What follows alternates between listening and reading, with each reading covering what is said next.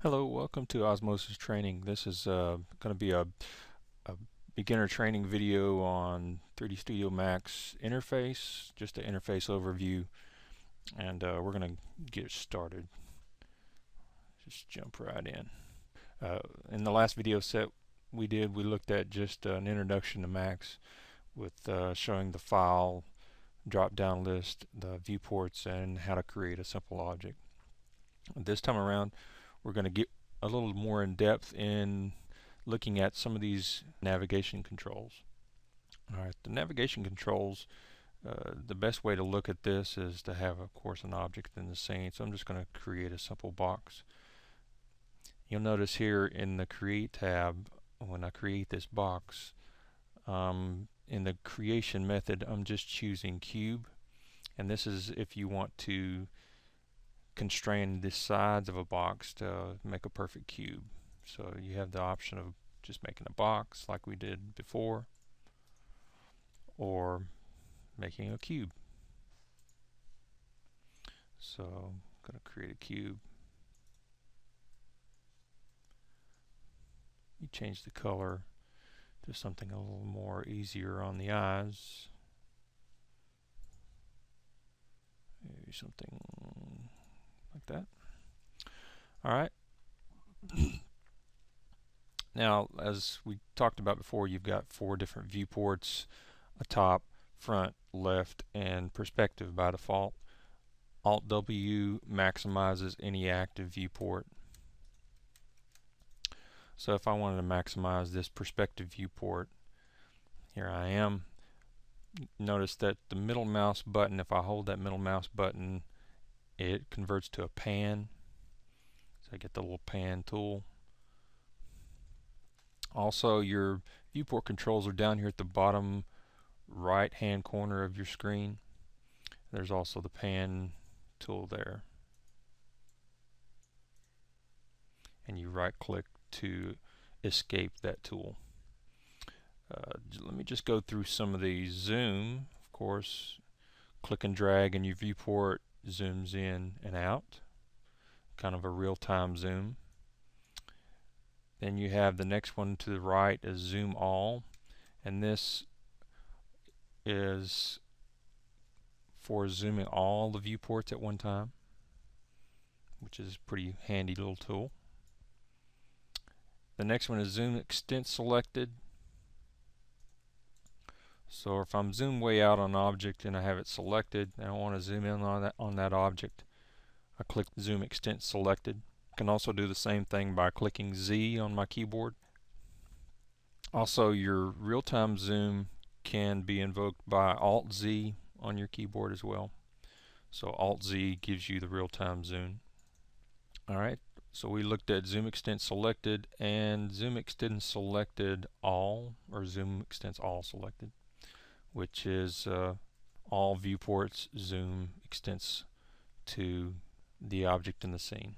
So you notice on some of these buttons there's a little marking on the very bottom right hand corner of the button.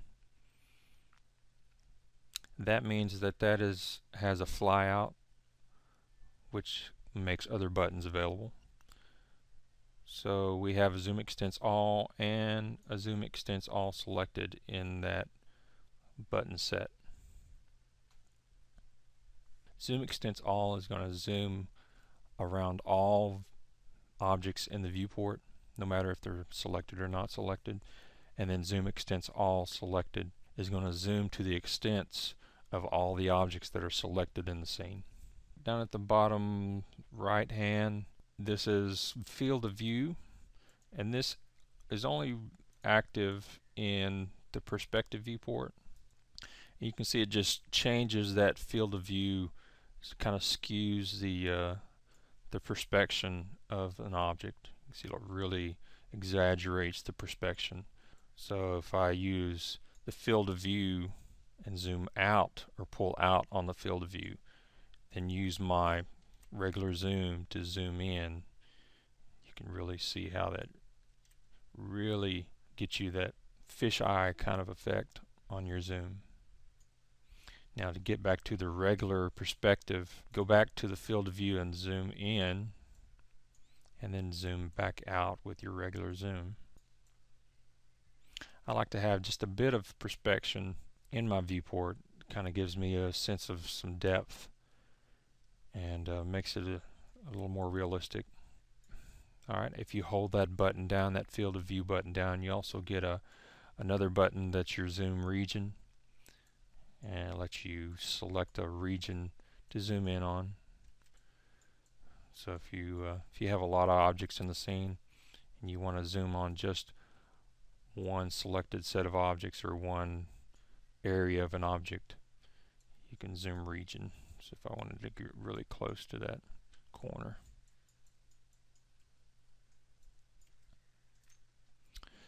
Alright, and then your pan has a fly out button as well, and with that fly out button is a walkthrough. You can use your left mouse button to look around and use your W key to go forward, A strafe to the left, D strafe to the right, S goes backwards. So it's a lot like being in a game, sort of these gaming controls. So it lets you walk around in the viewport just as if it were a 3D environment in a game. E brings you up, and Q changes the speed at which everything moves. So this is a little faster. Q slows that down. So that's a pretty cool tool if you're doing a walkthrough, if you've got a whole scene created in the viewport and you want to just kind of walk around in the viewport as if you were actually there. Alright, then the next button to the right of that is Orbit. Let me zoom out a little bit here. Alright, so you get your Orbit tool and you get this large ring in your viewport. As long as you stay within that ring, your orbit is constrained and stays upright.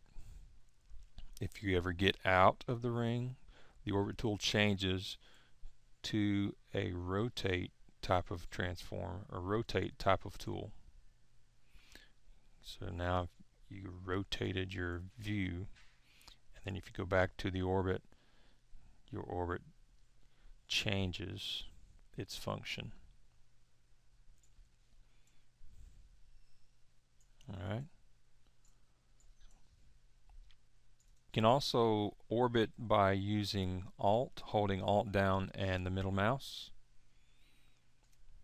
So this gives you a free orbit, so holding Alt down and panning around with your middle mouse button is sort of the keyboard shortcut for orbiting. And this, I use this quite a bit. So I'm constantly Alt Z for zoom, middle mouse button for pan, and then Alt middle mouse button for orbiting. If you hold that orbit button down, you'll get a couple little flyouts. The first one is with the colored orbit is just your regular orbit, and then you have an orbit sub-object which deals with orbiting around the sub-objects of an object, for example vertices and edges, which are the sort of the makeup of these 3D objects.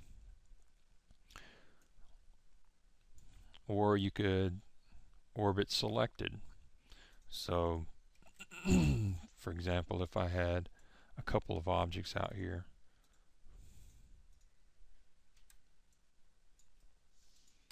and I wanted to orbit just around the selected object, I could do that. So you can see how that orbit changes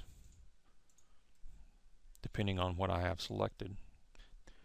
The selected object becomes the center of my orbit pivot.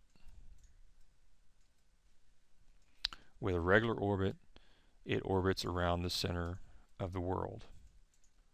So this is the center of the grid would actually become your orbit center. And then your last viewport navigation tool is maximize minimize viewport, which is also the Alt W command.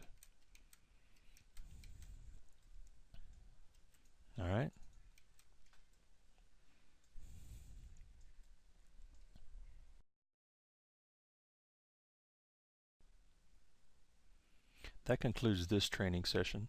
Thank you for using Osmosis Training.